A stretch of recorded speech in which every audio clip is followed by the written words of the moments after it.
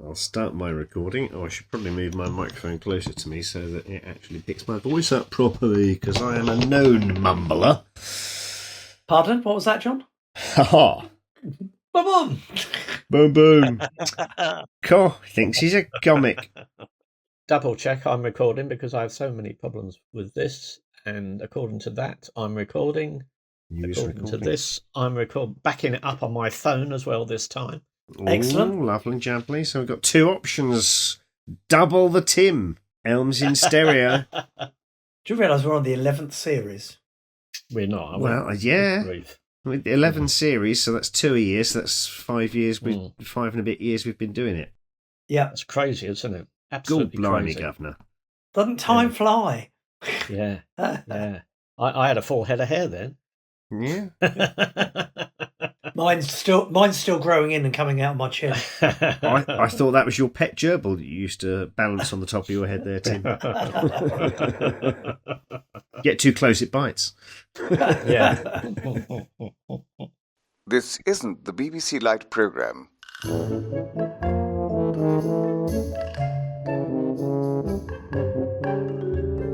The Tony Hancock Appreciation Society presents, very nearly an armful, a Tony Hancock podcast. Hello and welcome to Very Nearly an Armful, brought to you by the Tony Hancock Appreciation Society. On the podcast, we'll be discussing Tony's famous series, Hancock's Half Hour.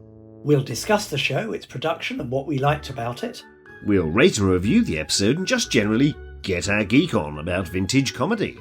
We're your hosts. I'm Martin Gibbons. I'm John Street. And I'm Tim Elms. And we're spread across the southeast of the UK in a line from Colchester to Benfleet via Maidstone. And our members are spread all over the world. We have members in Great Barr, Great Ashby, Great Yeldham and Great Yarmouth. Great stuff. Lots and lots of fireplaces. Hey, cast iron great. And in this podcast we'll be discussing Sid's Mystery Tours, the 9th episode of the 6th and final radio series, as suggested by Mark McGuigan. This episode was recorded on Sunday the 21st of June and broadcast on Tuesday the 24th of November 1959. It's a particularly popular episode amongst fans, partly due to being released on LP in 1980 alongside the Poetry Society, which was the first such release of a full radio episode since 1960. And in this show, Sid convinces Tony to purchase a half share in his mystery tour business for a mere 7 and 6. But first of all, chaps, what's everyone been up to this week? Sitting up, taking notice, you know. Well, I recently watched Frankenstein and the Monster from Hell the other night, which is not a comedy, but I was watching there, and it's, Peter Cushing's Dr. Victor, or Baron Victor Frankenstein, is in an insane asylum building a Dave Prowse-based monster, as you do, and it's got Madeline Smith in it, who's still going. And one of the inmates, I thought I recognised that face. We met her, Martin, didn't we? Yes. Was that Madeline Smith we met at St Albans? I think so. Yeah. She was there last year, wasn't she? Yeah. Yep, that's the one. She's been to my local arts centre to talk about one of her films when she was in something with Vincent Price. She's in Theatre of Blood, which I think is a delightful film. But it's also got one of the lunatic inmates, a particularly fey gentleman, was Michael Ward, who is in the Hancock episode, The Economy Drive. He's the one who watches Hancock smothering his bread roll in mayonnaise and ketchup. And goes, excuse me, I think I'm going to be rather sick. A roll with a load of margarine swimming in a sea of tomato sauce and salad cream. You really must excuse me, because I think I'm going to be rather sick. You haven't finished your soup. I say, he hasn't even started his entree. What an extraordinary man. Oh, yes. Yeah. Eating his mince and beans, or not eating it as it may be. So that was quite a fun thing. I was like, no, that's that person. He was just in the one episode, but he stood out enough for me to look him up. I've been I've been watching a new comedy, the Small Profits, written by. Oh, I was going to talk about that. Were you? I know it's all on iPlayer as at the point we're recording this, but I've been watching it week by week as it comes on. The way people used to watch telly, you know. I'm only halfway through the series. No spoilers, gents. So I've only seen the first 3 as well. But it's a absolutely lovely, gentle comedy, and I love The Detectorist as well, which is written by the same guy. Yeah, Mackenzie Crook. Crook. And I think I think he's actually. I thought The Detectorist was brilliant. I think he's surpassed himself with this new series. Yeah, and he did Wurzel Gummidge at some stage in between, I think. But yeah, this is, to my view, this is perfect television. I think when we did the last podcast series, I was enthusing about Celebrity Traitors, and I thought that was the best thing on TV at the moment. But I've sort of forgotten about that now, and this is number one. In fact, I've watched every episode on iPlayer, and I actually watched the first episode again last night. It was just absolutely brilliant. It's the best thing on TV for a while. Mackenzie Crook is absolutely genius at this sort of stuff. He's written it, he's directed it, he acts in it. He's got some of his mates in it as well. I met a man who managed to grow homunculi. Delightful people in jars. Excuse me, you sell buckets? Buckets?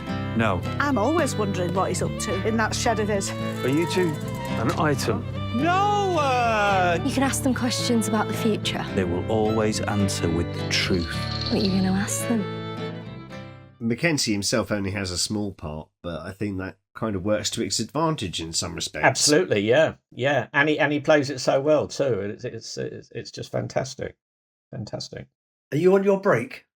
You're on your break? Yeah, you had your break yet? and then you've got Sir Michael Palin doing a supporting character. Sir Michael, as well. I mean, isn't that fantastic? Well, absolutely. You know, a genius from the past. From the past and the present. But you know, it's absolutely great to see Michael. Yeah, bit of a national treasure, isn't he? When he's talking about, you grill these homunculi, lad. Yes. You know, that's a delightful thing. Obviously, you know, he's into his mid-80s now, I think, is Michael Palin these days. Yes. So, they're getting on that generation of Monty Python, those that are left anyway. And you've got Pierce Quigley playing the main character, Michael, who he was in Detectorist, wasn't he, with Mackenzie Crook? Not such a big role in that, but yes, he was in that as well. But he obviously knew Mackenzie Crook from that. And, of course, he's been in Mandy with our good friend and Hancock fan and Society member, Diane Morgan. So that's the Hancock connection for Small Profits. So, what about the other Hancock connection, Tim? Oh, no, you found another one. Go on. So Mackenzie Crook obviously wrote it, and Mackenzie Crook was in the film series The Pirates of the Caribbean, along with young Kevin McNally. Kevin McNally, who obviously was in The Missing Hancocks and has come along to various events. So that's quite fun. So that's a double justification for mentioning a modern comedy on this podcast. Well, can I mention another one? Because I've been listening to. Well, I say it's modern. It was on from about 2007 to 2012. I don't know if I've mentioned it before. Bleak Expectations. It's quite surreal and very, very cleverly written, and effectively it takes sort of Dickens characters and puts them in all sorts of very, very humorous situations. You've got a great cast. You've got Tom Allen playing Pip Bin, Richard Johnson saying Sir Philip put that in the bin, and our own Susie Kane playing Pippa Swing Top Wheelie Bin. And Susie Kane, of course, was in The Missing Hancocks. In The Missing Hancocks. And then you've got some other big names. Anthony Head playing the most evil character in the world, Gently Benevolent, which is an absolutely great name for the character. And then Jeffrey Whitehead playing all sorts of characters with names like Hard Thrashers, Storm Beaters, Whack Wallops, Grim Punches, obviously the hard man of the outfit. Ones that suit his gruff sort of performing style. Yeah. And of course another Hancock link there, because Jeffrey Whitehead was in the 1990s Paul Merton in Galton and Simpson series in various roles. Right, okay. So there we are. Yes, of course. Yes. So that I've for sort of modern radio comedy. I've really enjoyed that one. It's a great listen. I think it's on about 4 or 5 series, I think. When my father was home, we received many distinguished visitors. There were my father's 2 business partners, Mr. Parsimonious. Bah, humbug. Who was, ironically, incredibly generous. For you, young Pip, and toffees for Poppy and Pippa. Money. Who wants some money? Have a 6pence, Pip. No, dash it, have a 5 guineas. And gin. All must have gin. Now, who wants this miniature horse? And Mr. Gently Benevolent. Ah, young Pip. Who was ironically a complete bastard. Get out of my way or find yourself horsewhipped. Yes, Mr. Benevolent. There was also my father's lawyer, a man so distinguished that his name took fully 20 minutes to say. Each series was quite short, only 6 episodes, but it's great. Awesome. So then I guess it's time for some... Let's stop the conversation, didn't we? Well, yeah. Well, you stole Tim's thunder by mentioning small profits before he did. I did a bit, yes. So then I guess it's time for some Hancock headlines. What's been in the news this week, Martin? News this week is one of our members, Dean Froley, alerted us to something which we'd not previously come across. BBC Audio have licensed some of their download-only releases to a company called Ulverscroft that produce MP3s and CDs for libraries, and they then license the titles out to a company called The Reading House. So they are available to the public to purchase. And things like the selected TV soundtracks and more, which has got lots of Hancock's half-hour TV soundtracks, plus a lot of rare interviews and archive material. It's almost like a Hancock's half-hour collectibles Volume 5, which the Society helped BBC Audio put together many years ago, but it's now out on MP3 and audio CD. So if anybody wants to find a copy of that, it's from a company called The Reading House.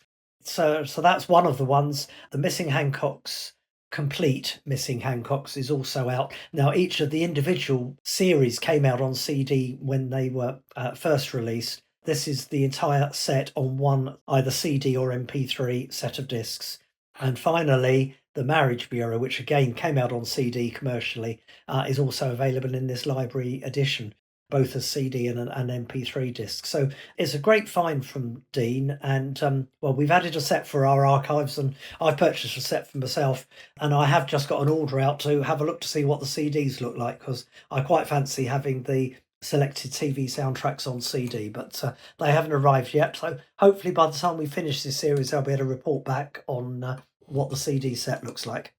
It's quite incredible, isn't it? Because I know that when the TV downloads came out, lots of people were saying, can it not be on CD? And I seem to remember saying to people at the time, no, it's download only. It would need an awful lot of CDs because there's so much material. 21 discs, I think I worked out 21 at one discs, point. And we said, it's never going to come out on CD. And then to find out that they've made these for libraries, and not only have they made them for libraries, they've also made them available to everyone. When I first heard about this, I thought they were like second-hand copies from libraries. They'd had their stint on the shelf and had been returned or something. But they're not, and they're selling them as new, which is fantastic. So to all those people who'd asked me in the past if these are available on CD, and I've said no, sorry, I was wrong. They are now available. It's fantastic. I think they're custom burnt discs, but nonetheless, it's nice to have it on a format if you are more into your format than digital.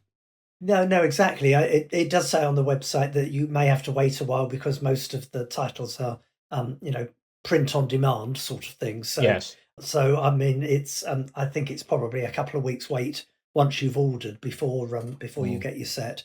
And interestingly, when we had a chat with BBC Audio, they said that Volume 1, 2 and 4 of the Hancock's half-hour collectibles and Series 5 and 6 of the Hancock's half-hour box sets also have come out as library editions. Now, obviously, those all came out on CD in the first place, although I don't think they are still available on CD. I think they are download only now. But they also had library editions, so one's worth looking out for if they come up on eBay and places Yeah. like that. I think then those old ones aren't available from the Reading House, so those titles have obviously been withdrawn now. So then, I think it's time for some tweets and emails. What's in your digital mail sack this week, Tim? Well, had an email from one of our members, Larry Pearson, and Larry was talking about people who are still alive who were name-checked in Hancock's Half Hour. And you may remember in the previous series we came up with several names. In particular, Cliff Richard came up, and not Tommy Steele.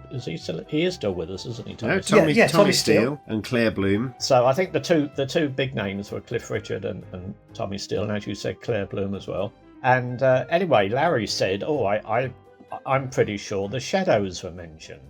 And I said, well, actually, I'm a fairly big fan of the Shadows. I'm pretty sure that they're not mentioned anywhere. I would have come across that. And then Larry came back and said, aha, it is the Shadows. And it's in Succession, Son and Heir. Yeah. And he's absolutely right. And there is reference to the Shadows in that TV episode, which was the final episode of the final BBC series that Hancock did, simply called Hancock. It's the episode after The Blood Donor. If you've got the DVD complete box set, it's on the final disc. But what about Gandhi? Surely you've heard of him. Wait a minute, Gandhi. Vince Gandhi. Isn't he one of the Shadows? No, dear, he's not one of the Shadows. Let's forget all about this intellectual chat. But the Shadows are mentioned, and of course, two of the original Shadows, Hank Marvin and Bruce Welch, are still very much with us. So, so that's another reference to people still with us. Is Brian Bennett still with us, Tim? Do you know? The drummer? Yes, Brian Bennett is still with us. Sorry, I should have included him. Of course, Cliff Richard was part of the Shadows, wasn't he? It was Cliff Richard and the Shadows. And the Shadows. They were his backing group, so he wasn't really part of it. So they went off solo. Yes. Well, yes. In fact, I think they worked solo. They'd worked separately from Cliff at the time, but they sort of came together to be his backing group. And then they made hits of themselves. And I mean, when I think they had a #1 with their first single, which was Apache, and went on to have a very successful career and even did vocal stuff as well later on. They were famous early on for their guitar instrumentals, of course. And Hank Marvin was a very accomplished guitarist. Yeah. And of course, in those days, the electric guitar was still relatively new, particularly in this country. So, it was kind of a new sound. Yeah. And but, in fact, they did the first album they were on with Cliff, they called themselves the Drifters. Oh, that's right. Yes. Yeah. But they had to change because the American group. And I think their first 3 singles were all vocal ones, and they didn't do ever so well. But the first one they did as the Shadows, Apache, as you say, #1, and their success was secured. Yeah. There we go. Yeah. But it's fascinating what you come across, because I quite like my film theme music on record. And I picked up in a charity shop for a massive £1. A pund? a pund. The soundtrack of the film The Spy Who Came In From the Cold from the mid-1960s, which starred Richard Burton, Oscar Werner, and Claire Bloom. Which I looked at, and of course it was Sam Wanamaker as well. But yeah, Claire Bloom is actually one of the main characters listed on the LP. So you said that, and my brain went to The Spy Who Came In. No, The Spy with the Cold Nose, which was a sort of parody film written by Galton and Simpson that's never had anything more than a VHS release in its day. Oh, I've not come across that one. Have you not seen? Yeah, it's somewhere on YouTube or Dailymotion. It's got Lionel Jeffries is sort of your lead. Doesn't quite work, but maybe it was funnier at the time in the era of the Cold War. But it's well worth a watch if you can find it on the interweb.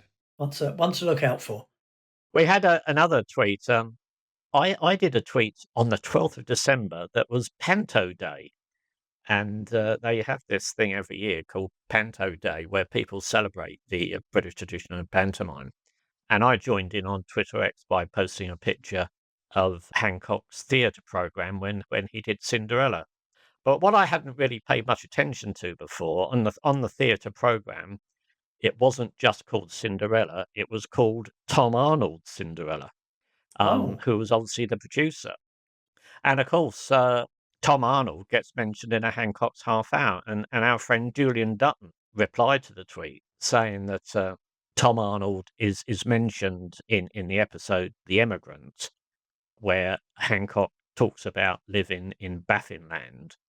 And he says he can make a living selling ice to Tom Arnold. Now, this quote had always baffled me, but the reason, which Julian told us about, was that as well as doing pantomime, he was known as the king of pantomime, that Tom Arnold was also renowned for ice spectaculars.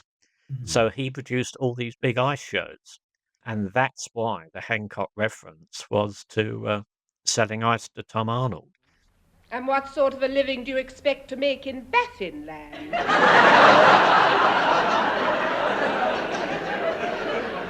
Well, it's only 300 miles inside the Arctic Circle. The Eskimos don't have any bother. They're making a fortune up there. Never see him without a fur coat on. Kids as well. They've all got them. There's money up there, I tell you. Selling ice to Tom Arnold. Yes, it's Baffinland for me. I don't think we've ever done The Emigrant in a podcast, but and we Not usually yet, no. pick up these references. We'll come to it one day. But I thought that was fantastic because I'd never known that before, and I hadn't found it anywhere previously. Quite coincidentally, I had an email this week from Mark Holloway, one of our members, and he'd been listening to The Immigrant and had looked up the same quote, and the AI summary had basically repeated Julian's tweet. So so he was talking about it as well. I was just going to say, I've just got vague recollections when I was very young going to see a ice show, Tom Arnold ice show, or at least seeing one on the telly. I can't remember, but just got a vague recollection. But it's a really interesting link, isn't it? It is, isn't it? Yeah, yeah.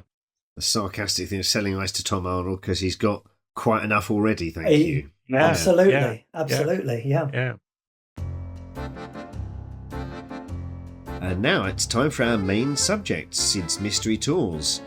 So, as if I didn't know, what do you think of this one, guys? Terrible show. Blooming awful. Can't stand it. Tommy Hemlock, never heard of him. Who's that? Who's that? This is quite an interesting episode. I mean, I think everyone regards it as a classic episode. And as John mentioned just now, I think one of the reasons for that, of course, it's fresh in people's minds because so many people had the LP. But it's interesting in that this comes from the final series. So it follows a lot of good episodes that were obviously without Kenneth Williams, who'd left at this stage. But and more brilliant in that more real sort of comedy, that more down-to-earth comedy and not the fantasy stuff. Just as an opening, what I'd just like to say is what a fantastic first scene it has. And I think I've said this for a couple of the episodes we reviewed in the past. It's another one of these things where it's sort of round the breakfast table. Yes. Round the breakfast table, reading the newspaper. There's quite a number, aren't there, that start that way? Yeah, I think in the last series we did, the Scandal magazine, when there was Hattie and Tony at the start. But as you say, there's a lot of episodes on TV and radio that start sitting around the breakfast table just chatting, and it's a great way to get into a story. And this section goes on, I think I've timed it's about 8 minutes whatsoever of just Bill and Tony sparring with each other, and it's a fantastic introduction to an episode, and it's just line after line of really good quality funny stuff. Those observations though, I mean, like there's the wonderful line of like, do you want the cornflakes with the sugar on or without the sugar on? Yeah. Already sugared one, please. I don't like putting the sugar on myself. Those last 2 spoonfuls are like dredging the mouth of the humbler. Okay, do you want any more omelette Yugoslavian? No, thanks. I'll make do with the cornflakes Mediterranean. What's that? That's with milk on them. Oh. Well, what cornflakes do you want? The already sugared ones or the ones you put sugar on yourself? The already sugared ones, please. Don't like putting the sugar on myself. It goes right through and collects at the bottom of the plate. Those last 2 spoonfuls are like dredging the mouth of the Humber. Isn't it fantastic? Which does remind me of breakfast cereal time back in the 80s and 90s when I was a lad. Yeah, when I was a kid, we used to have cornflakes and always used to have, I mean, I wouldn't do it now, but we always had loads of sugar on everything back in the day. And absolutely right. Once you'd finish your cornflakes, you was left with this splurge of milk and sugar at the bottom of the dish. And this is brilliant writing by Ray and Allen, isn't it? It's just fantastic observation. What an analogy, dredging the mouth of the Humber. The Humber. It's brilliant, isn't it? Fantastic, isn't it? Yeah. It is brilliant. Yeah. And then, of course, Tony gets his Tony Tiger badge. Oh, yes. Yeah. He wants to pin it in the lapel of his clerical grey, doesn't he? Yes. Oh, good, he's riding a bike. And I looked it up because, I mean, I don't know, obviously, we don't have the BBC problem and we can advertise on this podcast. So obviously it's Frosties. And I looked it up, there were 6 badges issued in 1959. So this was very current. It was Tony Tiger playing tennis, boxing, riding a bike, football, hockey and cricket. They were all orange with a removable plastic stud on the back. So you could keep the badge attached to a buttonhole, which I thought dated it a bit. That, these badges were intended to go in a buttonhole in your blazer, as presumably for the kids going to school, and they could say, I'm in the Tony Tiger Club. You mentioned riding a bike. Didn't Tony mention that one as? That's the one he got. Yes, he got. Yeah. I'll have to open a fresh packet. Bags me the little Tony Tiger badge. Oh, good, he's riding a bike. Oh, I haven't got that one. Put it in the lapel of me clerical grey. You can't do that. I'm entitled to. I'm a club member. I hadn't realised that Tony the Tiger went back to 1951 or something. I mean, I remember it as a kid, but I remember it as a teenager. I remember it as an adult, But it's just always been there, yeah. I mean, even when I was a kid, in the 60s, there was still stuff going in 40s. 30s. When the bombs were coming down. But then it's like Rice Krispies and the Snap, Crackle and Pop. I mean, those 3 sort of elf characters. Was that a thing back in the day when you were lads? Yes. Well, I remember Rice Krispies was Noddy. Oh, wasn't it Noddy? Oh, no, that was Ricicles was Noddy. Oh. Was it? You're right. Rice Krispies was those 3 little characters, wasn't it? Called Snap, Crackle and Pop. Yeah. Yes. Is that what they were called? Yeah. See, I remember it from my childhood, but I've no idea if it went back to the 60s. And obviously it does, 60s, 70s. Yeah. When you get a kind of a cute character that people identify with your brand, you tend to keep it. Yeah. I mean, look at... it's only really when they're problematic, such as the golden syrup Dead Lion with the flies on it, which is no longer on golden syrup. It is on the old stuff that's the final stock, but they've taken that image off because, much like Uncle Ben, it perhaps goes back to a time... I didn't realise the lion was dead. Yes, well, it's got flies on it. I didn't know that. I didn't know that. All the flies, yeah. No. Dead lion. Yeah, never known. All about hunting. What did we have golden syrup on? Your Frosties? Well, pancakes, probably. Pancakes, wasn't it? Pancakes? Yeah, pancakes. Yeah. Or a little bit on toast. A little bit sweet, though. Oh, I don't think I've done that. That's a bit sweet, yes. A bit sweet. Very sweet, isn't it? My God, as I remember, I haven't had it for decades, but yeah. Yeah, very sweet. So, there we are. So thinking of food and thinking we probably needed James back on the podcast for this opening sequence because we've got omelette Yugoslavian, which I looked up and it said typically includes asparagus, sheep's cheese, and cured meats. I was saying cornflakes Mediterranean, which I've looked up, and now it means cornflakes with Greek yogurt, fruit, nuts, and seeds. It didn't mean that back in 1959. But I don't think it meant that in 1959. So I don't know whether they were just made up things at the time or... I thought these were Ray and Allen made up things. Cornflakes Mediterranean, well, it's with milk on, isn't it? Yeah. I mean, it's part of the things they did in a number of episodes, with coffee shops and all this trendy stuff and gentrification. It's typical satire on that, isn't it? Instead of just having an egg for breakfast, you have omelette Yugoslavian or whatever. Yes. And cornflakes Mediterranean. It's that kind of pompous idiot trying to sound fancy, isn't it? Yeah. That that sort of spoonerism almost kind of thing. And this episode is full of a few of those sort of made up historical facts, shall we say? Oh yes. Oh, there's quite a few of those, aren't there? I quite like as well. Of course, they talk about the dustmen have gone on strike on the Isle of Man. Well, I saw that coming. All their motorbikes flying past every few minutes, and of course. That's a reference. Can't expect them to empty the bins with motorbikes whipping around every 5 minutes, yeah. Hello, I thought so. The dustmen have come out and strike on the Isle of Man. Well, I knew that would happen. I could see it coming. Can't expect them to empty dustbins with motorbikes whipping by every 5 minutes. Haven't got much protection. A couple of dustbin lids, that's no good. The Isle of Man TT. 2 dustpan lids, that's no protection. The Isle of Man TT, which interestingly is usually held during May and June when this episode was recorded, but not when it was broadcast, because it was broadcast some months later in the November. Yeah. So it was topical at the time of recording. Now, you would be disappointed if I didn't say there's a missing bit in the script, wouldn't you? So immediately prior to the Isle of Man TT, and I love this bit with the newspaper where he's just reading different bits out of it. Yeah. Yeah. And Tony says, well, I never, doesn't it make you sick? Who do they think they are? 4 times married, this time for keeps. Ex-husband's the best man, and 3 of his ex-wives as bridesmaids. What a way to carry on. I don't know what the world is coming to. It's like a square dance, once around the room and then all change partners. I don't know why I buy this paper. I don't really. There's never any news in it. Isle of Man TT. Oh, that was a great little sequence. Yeah. So that's a reference to the beauty queen. They don't say when, do they? All teeth and beauty spots. Yeah, that follows on from the dustbin, doesn't it? Yeah, and the dustman. What can he see in her? Look at her. What does she look like? Beauty queen? Huh? They don't say when, do they? No, about 1932, I reckon. Look at it, all teeth and beauty spots.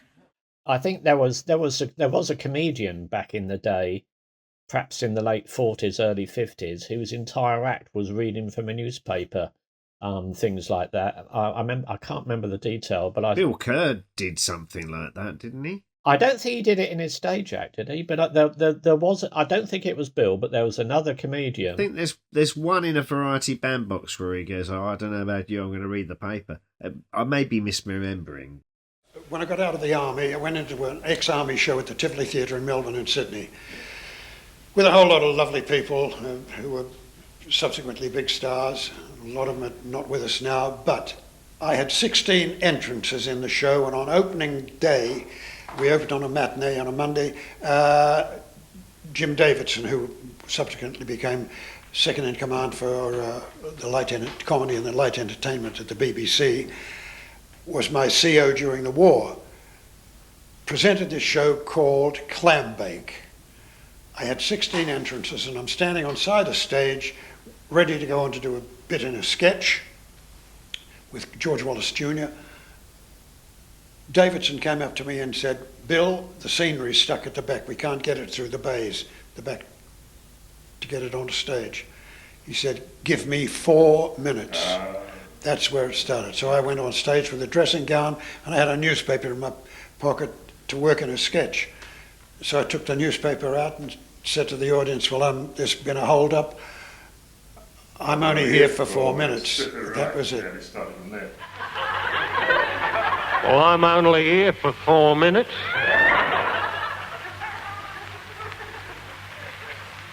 I'm tired. I've been breathing all day.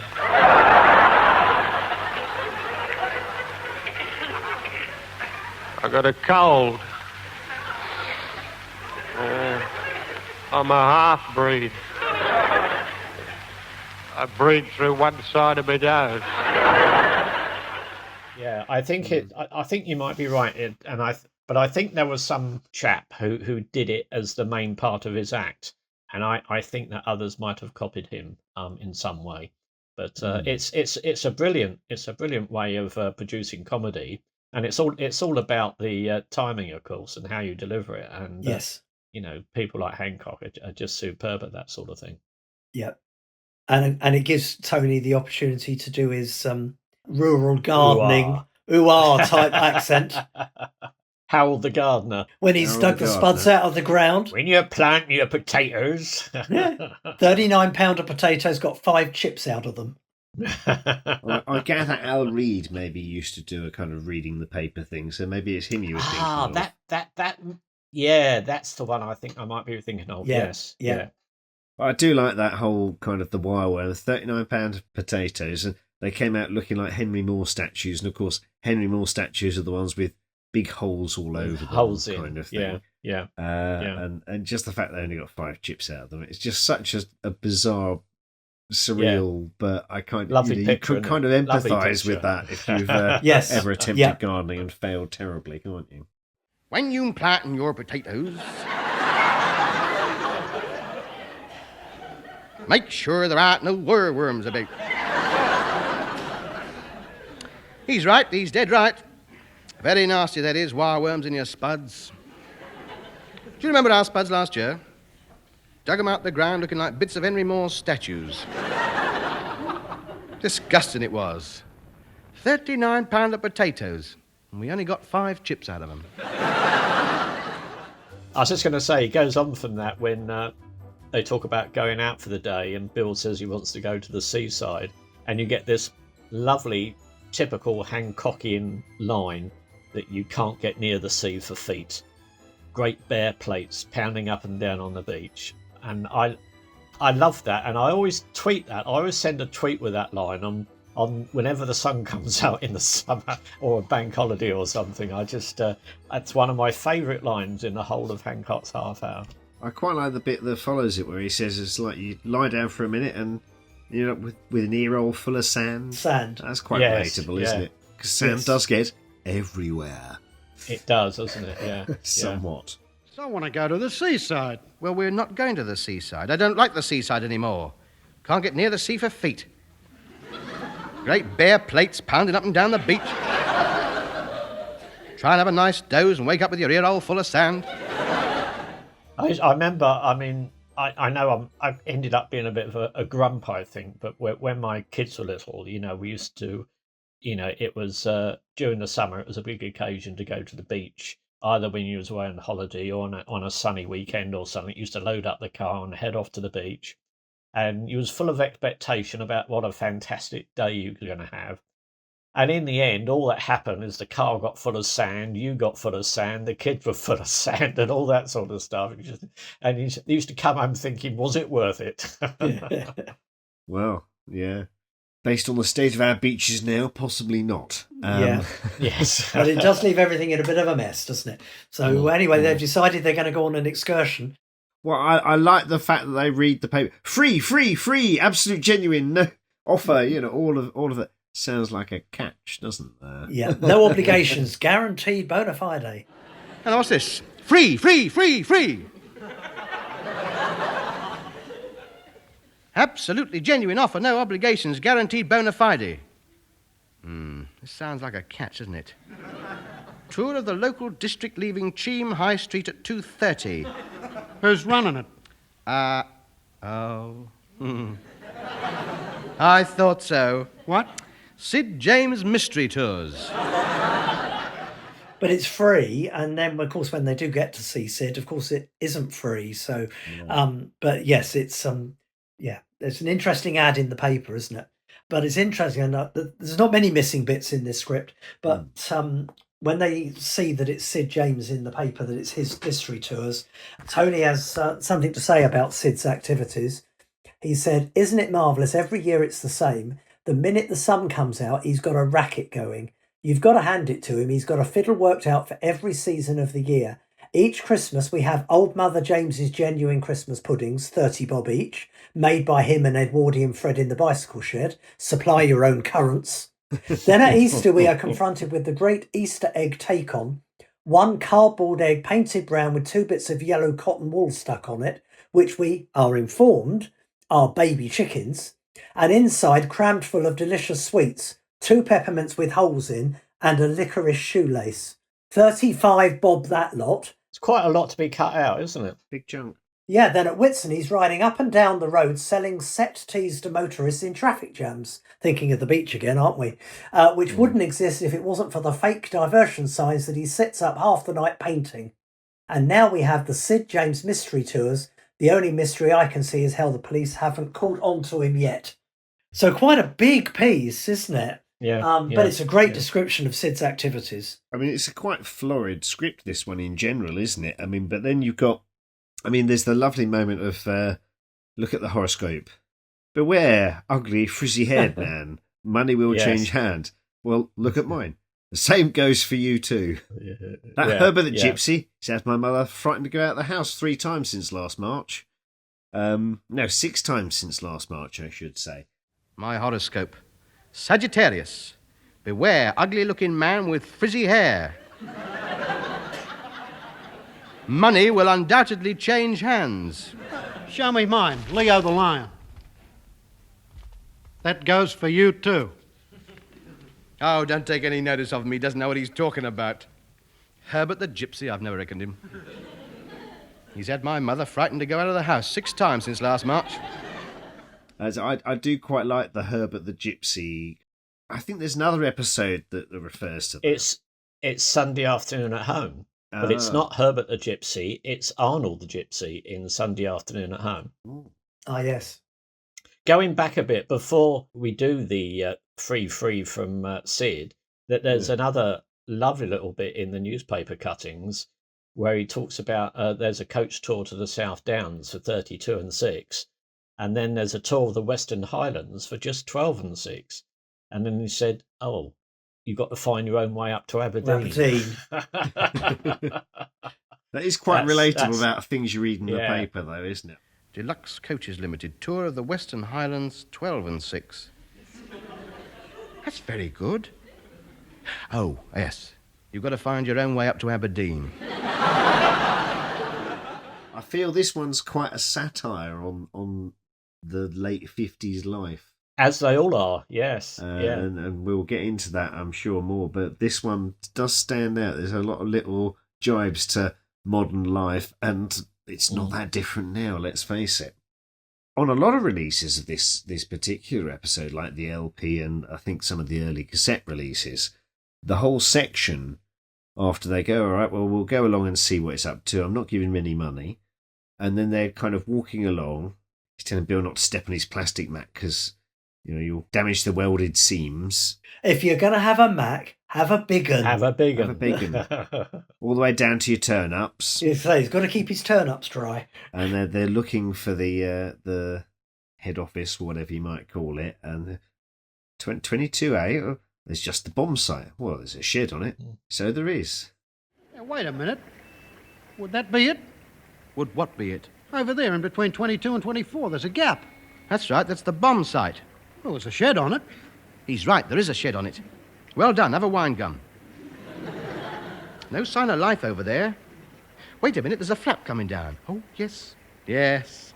There he is behind the counter, look at him. Looks like a dirty great spider in the middle of his web.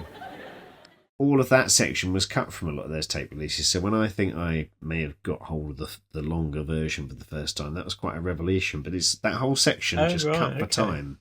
And it's about 1.5 minutes, 2 minutes or so, just of them finding Sid's little... It's on the record, though, version, isn't it? Isn't it on the LP? Maybe. I must admit, I didn't listen to the LP in preparation for this, no. Because this one runs to, I think it's a relatively lengthy one. 29 something, isn't it? Certainly there has been a version of this that I've come across that's a lot shorter. There is a 24 version. We've got it in the archive. There's one that's 24 minutes something. 29:21 the length of this is, but yes, I may have first come across the 24-minute version, which is quite a bit shorter. And then we get into the tortoise sketch. Oh, the tortoise sketch. Well, before the tortoise sketch, just briefly before the tortoise sketch, there's this, where are we going? It says 17 and 6 on your board. That's very good. Well, you want to come back, don't you? Come back. That's very good, John. There we are, sir. 2 tickets for the Grand Mystery Tour, leaving here in 10 minutes. Where are we going? I can't tell you that. Wouldn't be a mystery tour then, would it? You have to chance your luck. That'll be 35 and sixpence each, please. It says 17 and 6 on your board. You want to come back, don't you? That's right. That's a brilliant piece. And also like the piece where Tony looks at Sid in his shed and says he looks like a dirty great spider in the middle of his web. Oh, yes. Yeah. Come on, me old fly. Let's see what it's all about. But of course, the Where Were You Going? That's Warren Mitchell. Oh, is it? Right. Yeah. I forgot to check who did what. Warren Mitchell plays all of the English roles in this sketch. Right. In this episode, I should say. So, that's one of his two voices in this. He reappears later. But the tortoise sketch, as you were saying, I mean, that's... I'm sure that I've got a strong opinion based on what my dad used to think, that Monty Python's Dead Parrot sketch is influenced by this. I mean, there's John Cleese apparently said it wasn't. And I don't believe what John says. I think it's. Well, I mean, it seems incredible if it isn't, doesn't it?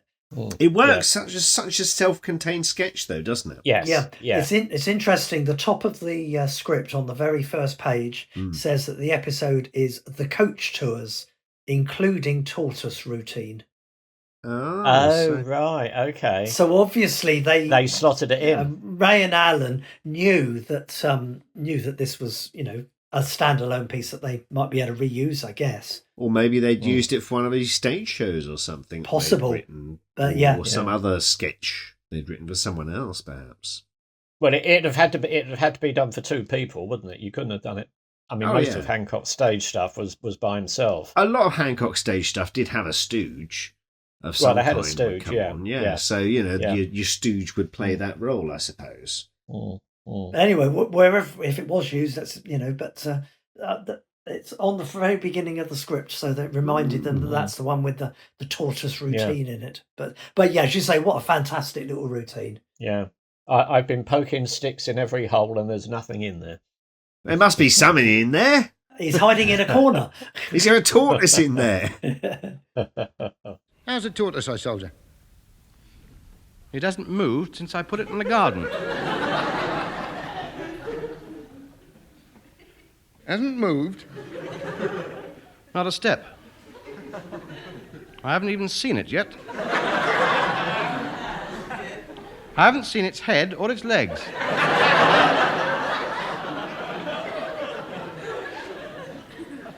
I picked it up and shook it this morning. There's nothing in there.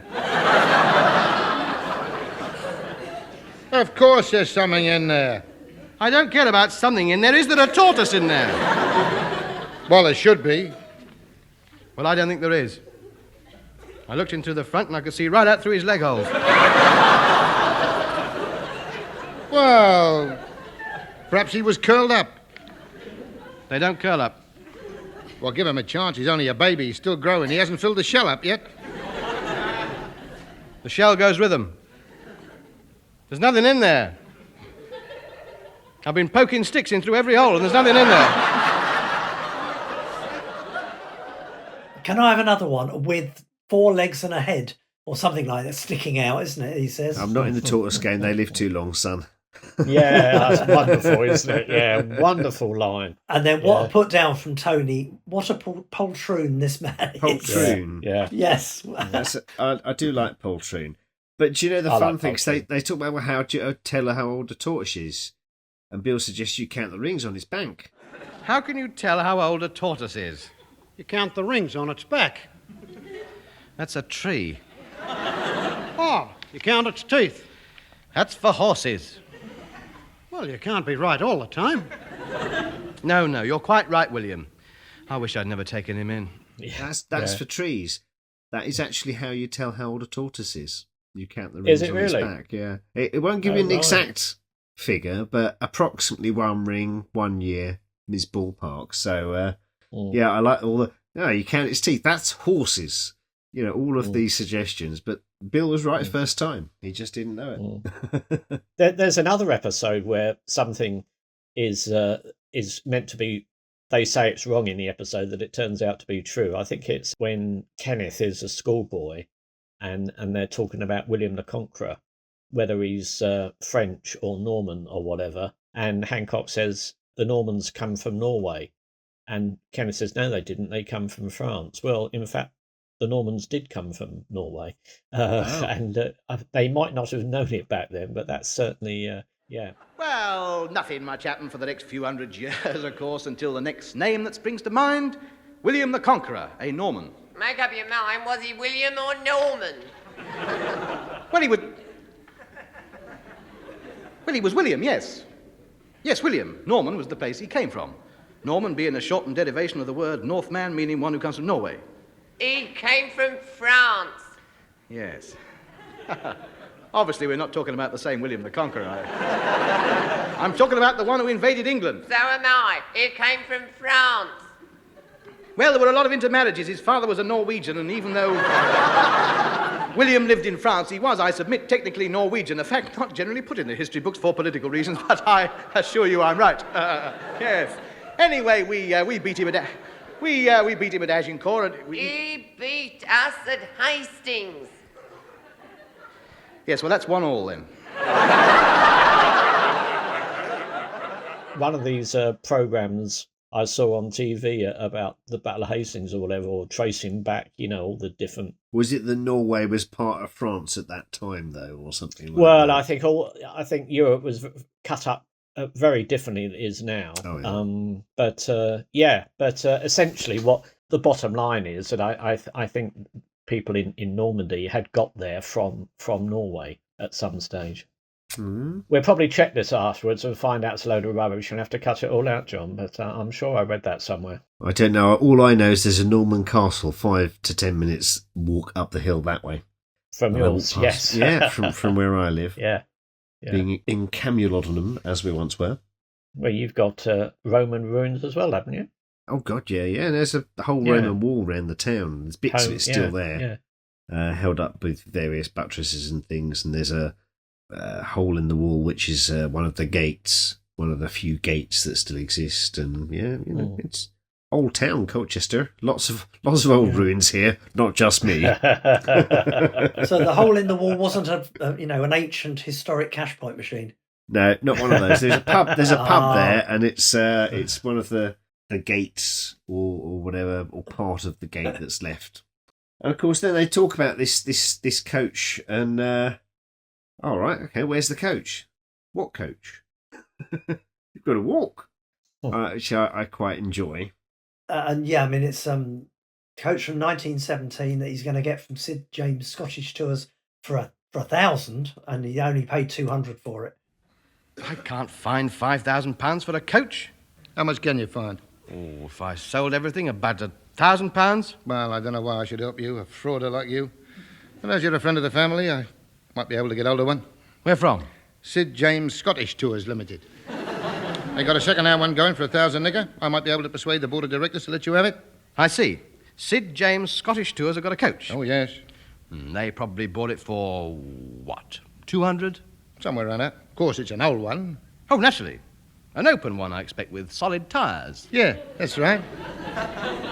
Vintage, what, 1926? 1917. 17? Very good year for motor coaches, that was. But I love the fact Tony's taken in by Sid because he wants to be this big managing director, sitting at his desk with his black coat and his striped trousers on. Managing director, intercom, send in misprint. I love that send is misprint. I don't know why. Send in misprint. Has the company got all the trimmings, office and all that? Certainly.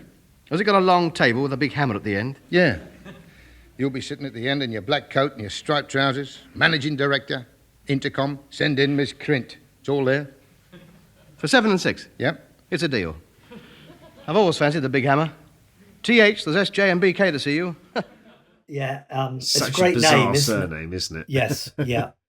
Yeah. And of course, I looked up some calculations on because of course, obviously Sid sells this half share in the 49. You get 51%. They're voting. No, they're investing shares. Well, they're not voting shares. They're investing shares. That's it. Yeah. So Sid's got all the voting shares. I'm going to liquidate this firm as from now. You can't. I can. I own 51% of the shares. Oh, yes. Those are A shares, not B shares. Oh. All right, come on, how does it work? Well, you only own investing shares now. That entitles you to put money into the firm. I own all the voting shares, which entitles me to take money out. And you can't liquidate without the permission of the voting shareholders, and I withhold it. So the £200 the coach was actually worth is equivalent of about £4,000 today, apparently. The 5,000 they tries to sell it for would be about £100,000. And the £1,000 Tony manages to raise is the equivalent of about 20 grand, apparently, according to the Bank of England website. So there's some serious money we're talking here. I'd have tried to have got out of the contract myself rather than spend 20 grand on a coach that wasn't going to do me much good. But there we are. And he just writes a cheque, Writes a cheque, it's fine. So what it amounts to is this. I've either got to buy from you for £1,000 a coach that's only worth 200, or I go to prison. And if I buy the coach, you take 49% of the profits. And I paid you 7 and 6 to put myself in this powerful position. That's about the size of it. There's a lovely little scene just before he buys the company when Sid is talking about the round the town tour that he's going to offer him. He doesn't know at this stage that he's got to walk. And he says, we leave here at 1 o'clock. And at 1:02, we stop at the shoemakers to watch them mending shoes in the window. Then 13:03, back in line. Leave here at 1 o'clock. 1:02, stop at the shoe shop and watch the blokes mending shoes in the windows. 13:03, all back in line to start all over again. Hang on, I want more than a minute to watch the shoe menders. They wouldn't have more than a quarter tip on in that time. Sorry, it's a strict timetable. You can't hold up the tour for individual members. You'll have to catch up the others outside the chemist shop. What, and miss the greengrocers? Sorry, that's the way it goes. Now then, 13:04, stop at the butcher's shop and watch the sausages coming out of the machine. That'll be an attraction. Yeah, well, I've laid it all on with Eddie the butcher. He makes a special batch of sausages for the benefit of my clients. Now, we allow 2 minutes for that, then 13:06, back in line for refreshments. Oh, we get refreshments? Oh, yes, all arranged. I've organised it with the caterers for special parties up to 30. What do we get? A glass of cherryade each at the sweet shop. Now then, you got 2 minutes to get that down you, then a quick tour of the shop windows in King Street, walk past the gasworks, round the reservoir, round the back of the town hall. By this time, we might be a bit tight on the schedule, so you'll probably have to gallop the last half mile to be back here by 13:10. So what that means is that this tour is a walk round the town. It includes a walk round the reservoir. You have to watch the shoe repairer, watch the sausages being made, have refreshments, run the last half mile, and do all that in 10 minutes. Yeah. Oh, yeah, it's a very short tour, isn't it? And Tony wants more than 2 minutes to watch his shoe menders because you wouldn't get more than a quarter tip on it in that time, would you? No, that's right. Tony, sorry, this is the last bit that's I spotted in the script that's not in the episode. Oh, yeah. Sid has said, we don't have to look in the shop windows if you don't want to. Tony says, as long as we keep in line. Tony says, I could take my camera along, couldn't I? Sid says, certainly you could. Tony, make a pictorial record of the tour, so to speak. Sid, that's it. A lot of people do just that. Tony, you could take photos of the lampposts and the traffic lights and the cars parked along the street. Sid, then you can buy a projector and entertain your friends, get a few drinks in, have a marvellous evening. I reckon it's fantastic value for 5 bob, which of course that line was in. But it's a lovely little aside as they decide they're going to make this all these pictures of this awful walk round scheme. Yeah, and then he comes out with this lovely line saying, personally, speaking as a layman, this is the biggest take-on I've ever come across. And he says, and the funny thing is, he then says, I want my money back, but he hasn't paid any. We haven't heard any money change hands at that stage. No cash register sound effects there, are there? No, you're right, he hasn't. Personally, I mean, this is only my opinion, you realise. Quite. I mean, personally, speaking as a layman, I would say at first sight... Yes? Without going into it, of course. Of course. I would say that without a doubt, this is the biggest take-on I've ever come across. And meanwhile, Bill, of course, has been rather busy, hasn't he? There's 198 nails on this side of the shed. Count the other side and then start on the knotholes. Yes. Oh, there's an itinerary. Certainly. All good tours have an itinerary. 198. Pardon? There's 198 nails on this side. Thank you very much. Now, count the nails on the other side, then you can start on the knotholes. Right. Yeah, I know we talked on the previous podcast about when Bill became more sort of dumbed down, if you like. And well, he certainly was by this time, wasn't he? He was, wasn't he? Well, Yeah, yes and yeah. no. Yes Bless and him. no. I mean, he is dumbed down, but he's like, He was quite shrewd at the end, wasn't he? at the same point, he goes, Bill, how do you want to buy a company? No, I don't want to go to prison. What are you talking about? yeah. I've been listening. You know, Yes. so he's not as dumb as he might appear. No. But of course, then Tony and Bill have no choice but to try and recoup their losses by doing a bunch of mystery tours. And of course, then you have the introduction of Hortense and Mervyn from Grand Rapids, GA. Hey, these seats are hard, Mac. Exactly why I thought they might appeal to you, sir. You see, this coach is the original coach that Dick Turpin held up on his ride to Grimsby to welcome home the herring fleet. Gee, did you hear that, Hortense? I certainly did, Mervyn. Say, isn't that the cutest thing? Who are played by the marvellous Mavis Villiers and Errol McKinnon. And Mavis Villiers had a few bit parts in some quite well-known classic comedy films, such as The Mouse That Roared, No Sex Please We're British, and she also appeared alongside Sylvia Sims in Victim. And Errol McKinnon was in a few films, although his last acting role was 1960, but he lived until 1994. But he was in Black Ice and Little Lord Fauntleroy in the 50s. So, interesting to hear their OTT American characters in this one. Oh, yeah, absolutely. And it's interesting. Mavis, I looked her up. She was in 34 films from as long ago as 1921 was her first film. Right through to 1975. She was in loads and loads of films over that time. But interestingly, obviously, you've got Hortense and Mervyn, or Merv, as Tony calls him later on. But in the script, Mervyn was named Hovis. Hovis? Yeah, so he was Hovis. As in the bread. Indeed, Hovis and Hortense. I gather that is an American name, though, Hovis. Don't know why that one was changed. But I think maybe they changed it because people would have thought of the bread, perhaps. Say, is he a real lord? Oh, yes, he's the 17th Earl of West Chiswick. Right you are, Sir William. Off we go. Right you are, Earl Dean, Roger and all that. What?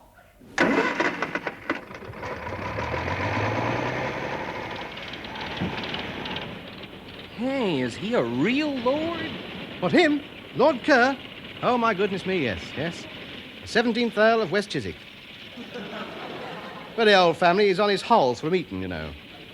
I suggest big tips for him at the end. He's got a castle to keep up, you know. Oh, yeah, sure. Just Bill's what ho, pip pip is fantastic in this. It's isn't it? Excessively British I've heard Bill. Yeah. But I think we've talked about Bill doing his British accent before, haven't we? He does it in a few episodes and clearly loves doing it. He's a chameleon, but this is the most upper crust. What? I say, Earl Dean.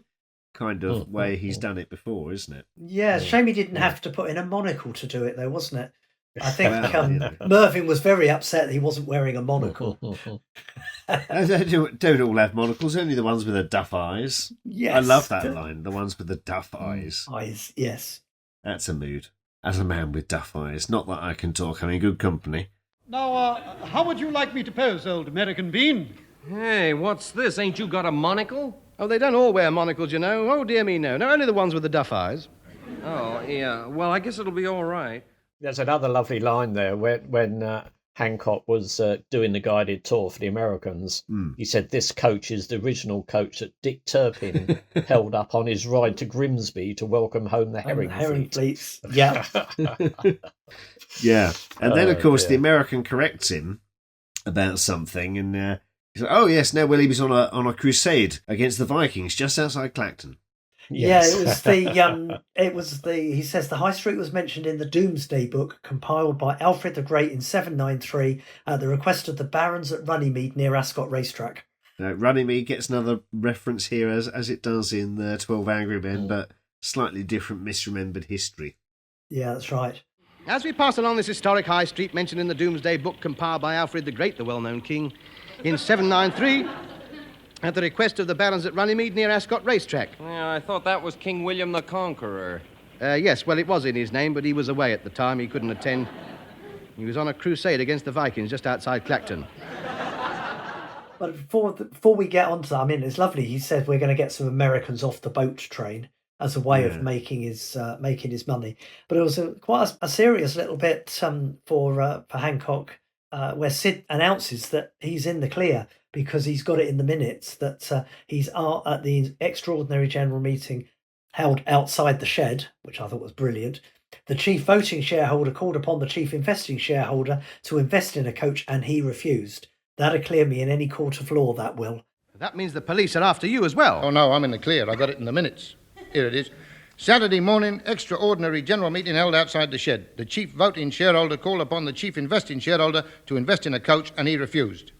That would clear me in any court of law. I thought that was a great little piece from Sid. And that's, of course, then Hancock says, I'll have to buy the coach then for £1,000. I mean, contractually, I'm not sure how accurate that works out or scans, but it sort of comes across reasonably well to convince Hancock anyway. Well, that's right. Yeah, that's all it needs to do, doesn't it? Yeah. And then, of course, Hancock says he's going to build the company up and Sid's going to want to buy it back in 5 years. And Sid said, no, you won't. The license is up in a week. He really has been well and truly hoodwinked on this one. That line as well, though, of like, well, what are we going to do first? Get a good lawyer. There's classic Sid cutting Tony down quite a bit. You now own a controlling interest in Sid James Mystery Tours Limited. Thank you very much. What do we do first, then? Get a good lawyer. What for? The police are after this firm. The police? Certainly. What do you expect? Running a mystery tour firm without any coaches. That's fraud. We're getting on to one of my favourite bits in the whole episode, which is this quite long speech by Hancock that he goes into when he starts off... talking the descriptions of the locals. Oh, describing the locals to the Americans. And this speech, it's sort of 1.5 pages of script, I mean, it's just, it's incredible. Look at the centuries of skill as the old clockmaker levers open another crate of Swiss watches from Switzerland, and the butcher and the many sides of roast beef specially frozen in the Argentine. I'd like you to note the local tradesmen in their quaint shops as they carry on their ancient traditional crafts. Notice the centuries of skill that have gone into the way the old clockmaker levers open another crate of watches from Switzerland.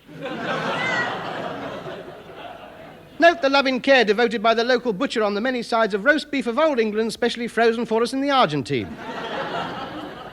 And the natives' love of their traditional dishes and local foods is evident in the grocer's shop, piled high with processed cheese, tinned fruit and frozen vegetables. All of that stuff is wonderful sort of satire on this sort of plastic modern age. And my favourite line is when he says, we will now stop at this picturesque, lead-lighted, low-roofed, brass-filled horror known as Nan's Pantry for a farmhouse tea. That's a wonderful description, isn't it? Absolutely, isn't it? It's just, the writing is just beautiful. Absolutely beautiful. That concludes the first half of the tour. We will now stop at this picturesque, lead-lighted, low-roofed, brass-filled horror known as Nan's Pantry for a farmhouse tea. I mean, there's a similar line in that area, and it quite reminded me of a Vacant Lot. I don't know if you saw Vacant Lot performed at the time, obviously written by Larry Stevens for Hancock in 1953-54, around the time they started Hancock's Half Hour. And that has I think it's in the trailer for the performance by James Hearn. But there's a very similar sort of line where Tony in this episode says, as we go across the bridge and we can see the picturesque, polluted river down which flows impressive mountains of detergent foam. And that's a wonderfully descriptive kind of thing of this run-down, seedy area. And it's so similar to Vacant Lot that I wonder if they kind of, obviously Larry Stevens was friends with the guys. Maybe it was independent, but maybe it was an idea they borrowed. Over the bridge across the picturesque polluted river, down which floats impressive mountains of detergent foam. We can see the local housewives attending to their weekly wash. Note the weary slump of their shoulders as they lean forward and peer through the little glass portholes to see if their sheets are done yet. Lacerate your feet on the specially sharpened stones of the beach. Bathe in the calm waters of our famous cabbage-laden static water tank. And all this misery for only twice what you would pay anywhere else. Yes, Forget Palm Beach, Florida, where the turf meets the surf. Choose Churdley Bay, where the drains meet the sea. Yeah, because I think it's about the description of the town and the beach and that in Vacant Lot was equally grotesque, wasn't it? Yeah, pretty much. It's very similar descriptively, but wonderful poetry to the ears. If it does conjure up a rather unpleasant image in the mind. Yeah, and then the image of what Tony describes as the native women, the rundown platform shoes, the quaint fag hanging from the corner of the mouth, serving as a constant reminder of that great explorer, Sir Walter Drake, who discovered a tobacco plant in Virginia, the well-known part of America. It's absolutely brilliant descriptive writing, isn't it? Yeah, it is. Yeah. These fantastic, slightly incorrect facts. That kind of that this pompous arse of a character would come up with, you know. It reminds me of that long speech. What's that other? Was it one of the Christmas episodes where he does a long speech about the Hancock ancestral home? He's fantasizing about all the staff lining the stairs and all the turkeys and that stuff, the hams and everything like that. The Christmas Club. Christmas Club. That's the Christmas Club. Yeah, that's Dirty Great Hams. What do we got this year? Turkey feet and chips. Yes. And I compare that to the splendour and elegance of the Christmases of my childhood at Hancock Towers. The servants lined up on the great winding staircase, bowing in turn as I passed them on my way to the great hall, where stood the 60-foot Christmas tree, heavy with presents. The whole family seated round the 40-foot-long refectory table. My father at the door, passing out sovereigns to all the gardeners and the skivvies. The butler supervising the serving of the dinner, lifting up the huge silver tureen, and there underneath it, lo and behold, turkey feet and chips. No, it wasn't. Chickens, geese, ducks, turkeys, pheasants, sides of beef, dirty great hams, legs of pork, puddings, oh dear, oh dear, oh dear. Lying about for days we were, unable to move. It's similar in the way that it's a long speech sort of going off like that, isn't it? Where he just, I can't think of any other way to describe it, but it goes off on one, you know. That's a more romanticised version, though, than this version where he's pointing out the... This is the opposite, really, isn't it? Yeah, he's looking at, unpleasantness. He's describing the unpleasantness, yeah. And there's a lovely other little moment. That tree there, that's the green belt. That tree you see over there with the railings round it is the Greenbelt area of this district. Thanks to the great public spirit of the council and local businessmen, no one is allowed to build on it, and it will be preserved for the benefit and enjoyment of the public for all time. That single tree. You know, so it is full of little bits and pieces like that. And then, and of course, Mervyn goes up to Tony and says, could we have a photo with the English, my lord? He's like, oh, yes, certainly, $50. That's 50 cents, isn't it? That's right, $50, one Oxford scholar. Yeah. Which I quite like that sort of Cockney rhyming slang. I'm not sure if that was common parlance, but I like it. I think it was that one, yeah. Yeah, I've heard that one before. But Tony does a little calculation, doesn't he, to make sure that it is $50. Well, I think it was a lot more than what he was because Tony was asking $50, in other words, half a crown, 2 and 6. Yeah. Whereas the American was talking about half of an American dollar, which presumably was a lot more. So Tony made out. That's how I read it. So there used to be, was it $2 to the pound or something? So I think $50 would have been more. Back in the day, maybe, yeah. Yeah. So I've got the script up. It's the line from Tony, and I don't know if this is exactly what was in the episode, was 50 cents, 7 and twopence a dollar. That's 3 and 7. Yes, that's right. $50 an Oxford scholar. Yeah, so it's 3 and 7, whereas he meant 2 and 6 to start with. It'll cost you $50. $50, that's 50 cents. 50 cents, 7 and twopence a dollar, that's 3 and 7. Yes, that's right, yes. $50, one Oxford scholar. Yes. So the English $50 would have been 2 and 6. 6, yes. He's bumped it up a little bit. He's bumped it up because the American misunderstood. Well, as we know, it is a bit of a liberty, £3.10 each. £3.10 each is about 60-something pounds these days. Yeah, but it's got to be worth it because they've stopped at Nan's Pantry. Well, you Exactly. know, for a jam lardy and a cup of varnish. And then of course, now is it Warren Mitchell then that's the man from the London Transport Executive It is. who turns up? This vehicle's been stolen from the London Transport Permanent Museum. Arrest them, officer. We've been looking for this one for weeks. Yes.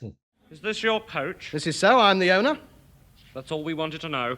Constable, arrest these two men. I beg your pardon. On what charge? On a charge of stealing this vehicle from the London Transport Permanent Museum. We've been looking for this one for weeks. Warren Mitchell is such a chameleon, as Ted said in our recent podcast. You know, he's known for Alf Garnett with his, this sort of shouty, grumpy, coarse Cockney, but he had such a range, didn't he? Yes. Well, when you listen to him in the other episodes, in like The Last Bus, for example, and the Poetry Society, whenever you do anything on Twitter about the Poetry Society, it's always someone comes back and says, I never knew that was Warren Mitchell doing Gregory. Oh, he's absolutely magnificent as Gregory. Yeah. I mean, he was a sublime performer, and of course, Galton Simpson did work with him again subsequently in the latter part of the 70s in the ITV Galton and Simpson Playhouse. It's the one on the train where they're doing gambling, and he's in a terrible wig. Oh, right. But yeah, Warren Mitchell was in one of that series as well. I like the bit where when they say, you're on a charge of stealing this from the Permanent London Transport Museum, and Hancock says, well, no, it's not owned by me, it's owned by a company. And Bill says, yeah, but you're the managing director of the company. Bill being helpful again there. Yes, Bill being helpful, yeah. Screws him right up.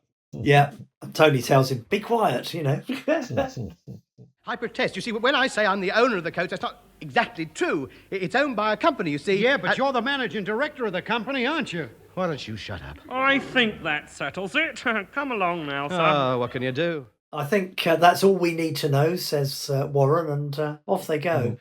Off they go. And then, of course, dare I mention, sort of circular? No, I was waiting for you to say it. Circular? Because Sid's new, very expensive tour, the £8.12 sixpenny tour, takes them past the prison, where, of course, there's Hancock and Bill throwing things at the coach and saying to Sid, I'll get you when I get out. Potatoes, isn't it, they're doing? I like the line he says, get your telescopic lens off my person, uncouth heathens. Go on, Bill, throw a spud at them. All of that is wonderful stuff, isn't it? Hey, Mervyn, take a shot of them, honey. Do you mind? Get your telescopic lens off my person, uncouth heathens. Go on, mind your own business. Go on home before I throw a spud at you. And as for you, James, you wait till I get out. You better take the longest tour you've got. I'll have you. You wait. Bill, throw a cauliflower at him. Oh, gosh, what a nasty man. Yeah, well, you get criminals in all countries, don't you? So they're actually in prison, but because they are first offenders, they're out in the fields digging spuds, basically, aren't they? So that's right. I don't know if that was ever a thing. I've never really heard of that, but I'm sure it must have been. Well, you've seen Porridge, haven't you? They were on work release and stuff like that sometimes. Yeah, aren't it could they? be that, couldn't it? Yeah. But it makes me think of the episode where they're breaking up rock, where Tony's breaking up rocks at the end of the TV episode, which is the lawyer, the Crown versus Sid James, which that's right. We're doing that next time. We're coming to in a couple of weeks. But no, it's the idol, then it's the lawyer. It's the idol, then it's the lawyer. Yeah. It's coming up in the series, so that's a delightful end. And then, of course, Sid's sort of doing the kind of the mystery tour and repeating the same sort of inaccurate facts of yes. Here's the spot where Abraham Lincoln's sister was born, and there's where Sherwood Forest, where Robin Hood made sport with Maid Marian in days of yore, and all that kind of slightly made up stuff. Now then, continuing the £8.12 and sixpenny tour, we see on the right the outskirts of Sherwood Forest where Robin Hood did sport with Maid Marian in days of yore. And on the left is the very spot where Abraham Lincoln's sister-in-law was born. Over here we have... You get the impression he knows he's making it up, whereas Hancock always thinks he's telling the truth. Truth, yes. There is that. And would you know approximately what the £8 tour would be? It would have been about 163 quid in modern day money, at least. So Sid's raking it in, as always, but, you know, he knew how to run a good con. As all good businessmen do. That's why they're businessmen. It's funny how once you get, particularly the last couple of series of Hancock's Half Hour, as opposed to the early series, Sid used to do a con every week, but he didn't always do a con in the later episodes, did he? I mean, this is obviously a con episode, but there are some, you know, a number of episodes where there's no real. I mean, take Sunday Afternoon at Home, for example. He doesn't do any con in that, does he? No, that's true. The Last Bus Home, there is no con. No, and Childhood Sweetheart. Childhood Sweetheart. No, Childhood Sweetheart. No, there's no real con in there. So you got the picnic. There's no real con in the picnic. The gourmet, no real con. No. Well, maybe other than the kind of eating competition. The elopement, there is a con in the elopement. Fred's Pie Stall, not so much a con. No. Waxworks, I'd say, is a con. Mr. Yeah, that's Tortoise is a con. The Fates, not really. Well, it's a con, but it's not really Sid's con. It's Tony's con. It's not, is it? It's Tony's. Poetry Society, not really a con in that. Well, other than they take over the society, do they? But I mean, he but he ingratiates himself with the society to get the money and writes a poem. I mean, it's not as though he's not as though he's stolen the poem. I mean, he's just stolen for whatever reason. Being the leader. He's actually written it. Deputy leader, I should say. Yeah, absolutely. Hancock in Hospital's no con. Christmas Club, no con. The Impersonator, well, it's not really Sid's con, it's someone else's con. And I think the first episode, The Smugglers, does start with a con. So you've got more episodes that are not a con than ones where Sid's screwing him over for money. And it sort of more reflects the character that was being developed on the television at this time, I guess. Yeah, the softer character. And I really like Sid on the television show. He's great, and he's one. They make they weren't a double act. I wouldn't want to be looked at in that way, but I think they make an excellent double act. Personally, you know, they're just they work two well together, excellent performers, aren't they? Yeah. Chalk and cheese, and they worked well together. I think it's time for some scores. So, what do you think you're going to give that one, young Martin? Well, I think I'll start the ball rolling with a 9. I really enjoy this episode. In fact, I enjoy all the episodes in the last series. I mean, I love the dynamic of Tony with Sid and Bill and Hattie. I think that those two series took the comedy up a level from the earlier series, and then I think by the time you get to this last series with the realism coming in and the sort of the additional depth that you get from people like Warren Mitchell and that, I think it really adds to the comedy. So I mean, it's a great performance. It's got who could not like the tortoise sequence? Just absolutely brilliant. And I think it's Ray and Alan on top form. When you consider how many scripts they had to write for this last series in a fairly short space of time, record them all in a short space of time, because this series was being broadcast at the same time as a television series, so they had to record it in advance. The quality is just superb. So 9 from me. What about yourself, Tim? I think I would agree with Martin on this one. I will give it a 9. It's certainly one of my favourite episodes. I love listening to it. I like the more real episodes in Series 6. Having said that, I like the episodes in the other series too. I just think it's nice that the series moved along a notch and the characters move along and the writing moved along. And I think that's important in any TV series or indeed radio series, that you have this movement so that things don't stay the same. And I think, when you've got the three main characters of Bill, Sid and Tony, they work extremely well together. And as Martin said, I was going to talk about the script, but as Martin said, I mean, that the speed at which these scripts were written for this 6th series was phenomenal. And they were recording them 2 or 3, every week or something in a fairly short period of time, which is probably the reason why Hattie didn't join this series, because it was all whereas previously, you went into the theatre or wherever it was it's being recorded on a Sunday evening and you just read through the script and performed it and went home again. But when you're doing 2 or 3 a week, it's quite a commitment time-wise to do these things. But the script just I mean, I know I say this every time, but it's sublime. You know, it rattles along. It's a brilliant line after line, and those long speeches that Hancock does, and the descriptions of the town. I mean, they're just absolutely wonderful. It's brilliantly written. It's just it's beautifully written, and it's performed superbly. So yeah, very happy to give it a very strong 9. Great episode, great performances all round. Well, I myself, I think, I mean, of the 6 series, I think this is probably my favourite episode of the 6 series. And I think I'm going to go with a 10. I'm going big this series podcasts with my scores. I mean, there's only 14 episodes in Series 6 compared to, say, the previous series, which had 20 episodes. And in fact, other than the second radio series, it is the shortest of the radio series, because Series 2 had 12 episodes, not all of which exist, of course. But I think this one does really stand up quite well. I think it's a delightful comedy. I think Sid's fiddle is wonderful. The performances from everyone. Warren Mitchell gives a fantastic little performance as his 2 characters of customer and man from the London Transport Executive. And that flowery, wonderful, descriptive language that's used in little bits and pieces throughout this episode really elevate it in many ways. Now, I mean, I love flowery language in my comedy, That's why I like things like Stanshaw's Rawlinson End, because it's ridiculously flowery and over the top, and that can be quite enjoyable. It paints a real picture when you listen to this episode. I can almost see that shed on that old bomb site and the ramshackle bus, that really does make it it's painting pictures with words.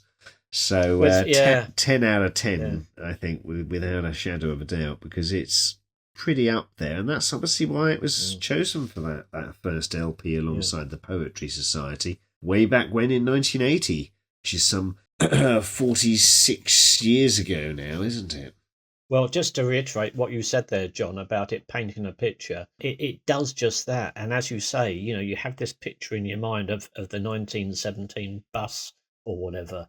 With the solid tyres. I think I spoke about this once before, that I always, when I'm listening to Hancock, I sort of imagine the situations, and someone I was talking to once before said, "Oh, I imagine them standing at the microphones." I say, "No, you can't." And I can see this shed on the bomb site, and I can see Hancock walking down the road with his long plastic Mac on, and I can see them on this bus conning these tourists, all leaning over to one side, side to take a photo. Mind the springs. Mind the springs. Yeah. But it's just, it's just fantastic. It conjures up these images. It's absolutely brilliant. And they do it so seamlessly with such a small cast. You'd imagine they'd have, if it was a television show, you'd have had to have had a whole cast of Americans off the boat train to fill up that coach, wouldn't you? Oh, yes. Yeah. So then I think that's about very nearly an armful. I think that's an average of 9.5 pints, which is certainly more than an armful. So if you'd like to take it away, Tim. Why not join us in the Tony Hancock Appreciation Society today? You can find us at tonyhancock.org.uk for all the information on how to join.